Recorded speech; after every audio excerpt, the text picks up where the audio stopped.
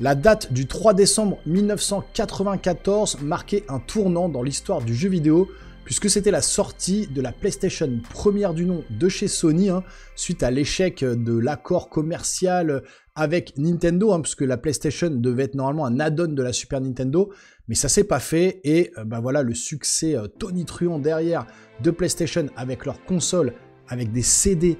On passait de la 2D de la Super Nintendo à la 3D avec Ridge Racer, Battle Arena Toshinden, Wipeout, Destruction Derby, Tekken, des jeux qui nous ont vraiment scotché devant nos écrans. Si vous êtes comme moi un quarantenaire, le jour où vous avez allumé la console, vous avez dû péter un câble comme moi, parce qu'on était vraiment sur de la révolution. Là, on passait d'un truc qu'on n'avait jamais vu sur nos écrans.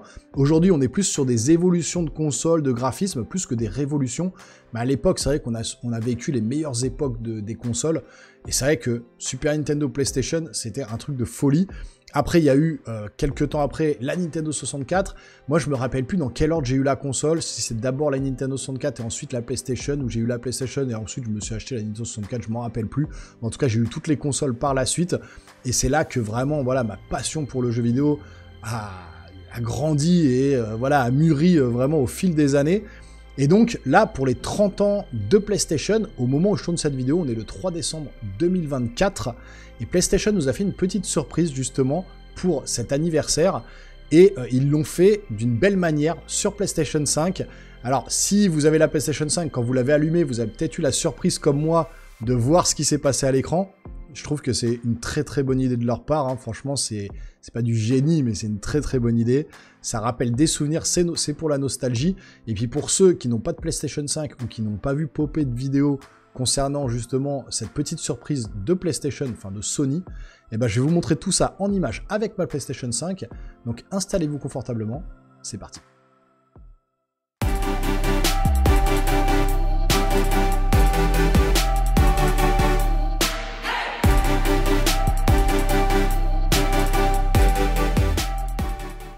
Alors vous êtes actuellement sur ma carte de capture Elgato, c'est normal qu'il n'y ait rien à l'écran. On va démarrer la console bien évidemment avec la manette PlayStation 5 édition collector 30e anniversaire aux couleurs de la première PlayStation. Il fallait au moins ça pour la démarrer. Vous retrouvez l'unboxing sur la chaîne, n'hésitez pas à aller voir.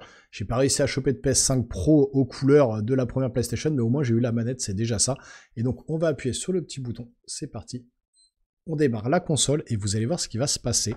PlayStation a presque eu un coup de génie quand même pour les plus nostalgiques d'entre nous. Le logo PlayStation, les messages d'épilepsie juste derrière, et puis ensuite ça va démarrer. Écoutez bien, c'est parti.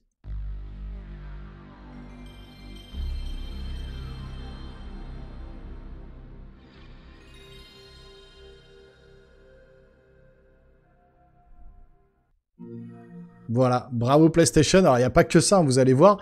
Donc là, quand on arrive sur la page d'accueil de, justement, la PlayStation 5, on voit tout de suite derrière qu'il y a le logo du 30e anniversaire qui apparaît, jusque là, regardez. Triangle 3-0 croix carré. Donc ça, c'est vraiment pour le côté, justement, 30e anniversaire.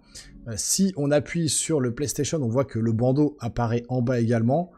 Et puis, écoutez, voilà, on a en haut, vous voyez, l'heure avec écrit PlayStation 30e anniversaire avec le petit bandeau qui correspond à l'heure, mais ils sont allés un peu plus loin, c'est-à-dire qu'ils ont été ensuite dans les paramètres, on peut retrouver un petit nouveau menu 30e anniversaire qui apparaît ici. Donc on va cliquer dessus et là on va pouvoir aller voir des skins de la PlayStation 1, PlayStation 2, PlayStation 3, PlayStation 4. Ce que je vous propose, c'est d'abord de commencer par la PlayStation 4. On se garde le suspense de la PlayStation 1 à la fin. On va sur la PlayStation 4, la console la plus récente avant la 5 bien évidemment. On va retirer tout ça et là on voit tout de suite la couleur de la PlayStation 4, les bruitages de la PlayStation 4. Voilà, je ne sais pas si vous vous souvenez, mais c'est exactement les mêmes bruitages. Et puis on peut voir les fameuses vagues comme ça, avec le logo bleuté qui affiche l'heure en haut. Donc on est vraiment sur tout simplement le menu de la PlayStation 4. Si on reste comme ça, voilà. Donc on va partir sur ensuite la PlayStation 3.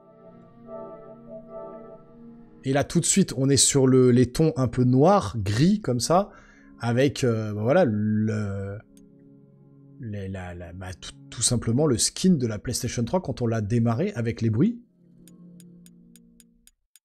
Voilà, on était sur les tuiles comme ça, pareil, et on bougeait tout ça. Alors, justement, ça tombe bien, vous avez jusqu'à moins 75% hein, sur certains jeux PlayStation 30e anniversaire. Il y a énormément de jeux, hein, des récents, des anciens. Vous avez pas moins de 4 ou 500 jeux, je crois, où il y a beaucoup de réductions. Donc n'hésitez pas à aller voir parce que, voilà, ça se fête, ils le disent, économiser et célébrer ces festivités. Il y a énormément de choses à aller voir. Donc déjà, ça c'est plutôt cool de la part de PlayStation d'avoir aussi amené des grosses réductions sur la console. Donc là, on peut ensuite aller voir, appuyer sur le PlayStation. On voit qu'en haut, il y a le bandeau qui s'affiche avec l'heure qui est différent. Et puis, toujours les petits bruitages comme ça qu'on retrouve. Et on retrouve même les petits logos en bas à droite, vous voyez, de la PlayStation 3. Ensuite, on va aller sur la PlayStation 2 cette fois-ci. Hop, la fameuse couleur bleue emblématique de la PlayStation 2. Les fameux logos en haut, hein, les espèces de carrés comme ça qui apparaissaient à l'écran, un peu translucide bleu, qui tournaient sur l'écran devant nous en 3D. On était ébahis hein, quand on était gosse. Hein. Là, presque adolescent plutôt, à cette époque-là, c'était en 2000. Et donc, le fameux bruit, et regardez, voilà, si on voit le bandeau aussi avec l'heure juste en haut. Et puis vous voyez les carrés en bas qui s'affichent. Et puis enfin, la première PlayStation. C'est parti. Et là vous voyez, ça, mythique. Avec donc la console en haut, hein, Open et Power, hein, qu'on aperçoit. Oh là là, ça c'est tellement la classe, je trouve. Et puis quand on appuie en bas, on a le reste de la console qui apparaît. Voilà, juste en dessous, PlayStation, avec la memory card en dessous, au-dessus, je sais pas si vous le voyez là, avec l'heure. Memory card Sony, hein, il fallait une memory card pour enregistrer nos jeux à l'époque, c'était pas dans la console. Hein. Il fallait l'acheter à part, la console revenait cher parce qu'il fallait acheter la console, une memory card, voire 2 memory cards, plus 2 manettes. Enfin, c'était la folie, hein. On dépensait tout notre argent là-dedans.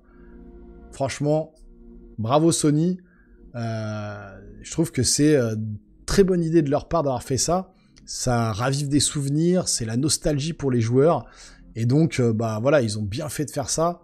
Je trouve que c'est une très bonne idée de leur part. N'hésitez pas à aller voir du coup les promos qu'il y a sur le Play Store en ce moment sur les jeux.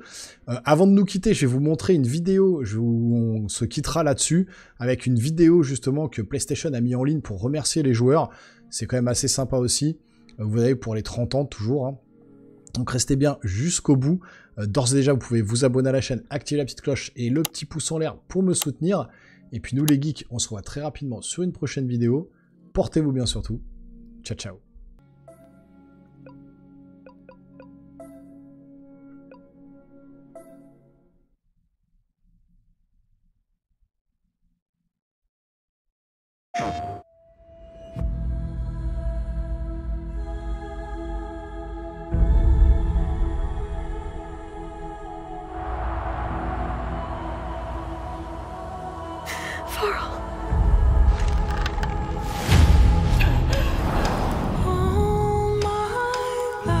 Mais on peut être ensemble.